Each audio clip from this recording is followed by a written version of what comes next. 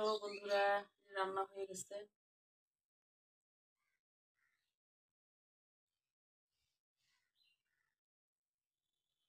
রুই মাছের ঝোল, বেগুন দিয়ে মূলা দিয়ে রুই মাছের ঝোল শেষ। আর এই যে হয়েছে সরিষার শাক ভাজি, সরিষার শাক ভাজি। ও কি মজা! সেন্টও আছে, সরিষা সরিষা সেন্ট করতেছে। রান্না করতে করতে লাইভ করলাম, চা খাইলাম, কথা বললাম আপনাদের সাথে। আর সেই সাথে আমার রান্নাও হয়ে গেল। রান্নার ভিডিওটা করতে পারিনি, এই কারণে এইটুকু দেখাই দিলাম যে আমার রান্না হয়ে গেছে। মাছের ঝোল আর শাক ভাজি। আর আজকে দুপুরের এটাই খাবো, খেতে বসবো, ভিডিও করে দেখাবো।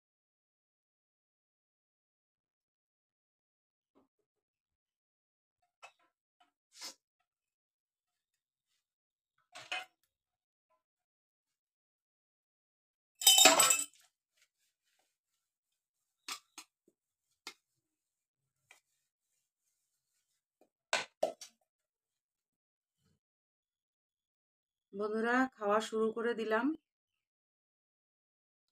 কারণ ওষুধ খাবো, ভালো লাগতেছে না শরীরটা। তো খাওয়া শুরু করে দিলাম। এই যে মাছের ঝোল, আর এই যে নিয়ে নিছি প্লেটে মূলা, এই যে মূলা দিয়ে, আর এই যে বেগুন দিয়ে রুই মাছ, এই যে আমি নিছি, তেল মাছটা নিছি, এটা দিয়ে ঝোল। আর এখানে সরিষার শাক ভাজি, এগুলো দিয়ে এখন খাবো।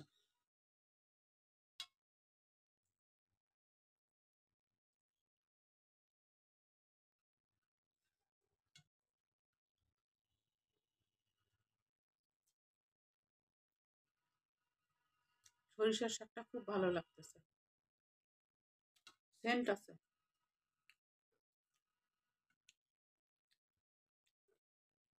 আর গরম ভাতে যে কোনো তরকারি একটু ভালোই লাগে। শাক ভর্তা এই গরম ভাতে এরকম হলে ভালো লাগে। গতকালকে তো শুটকি মাছের তরকারিটা ওরকমই হয়েছিল, খুবই ভালো হয়েছে।